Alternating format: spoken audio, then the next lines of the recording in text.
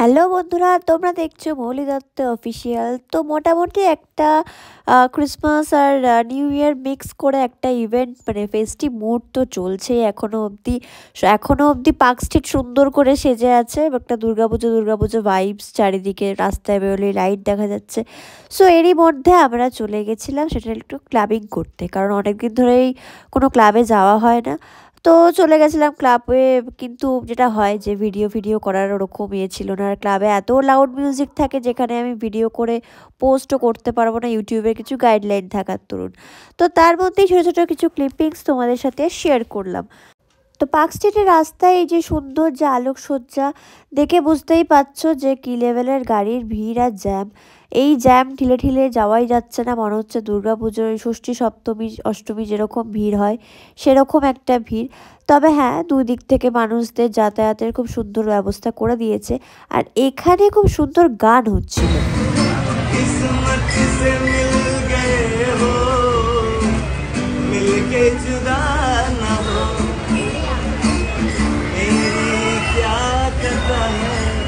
তো প্রথমে আমরা একটু পার্ক হোটেলের দিকে গেছিলাম, বাট সেখানে এত ভিড় ছিল আমাদের ঠিক জায়গাটা পছন্দ হয়নি।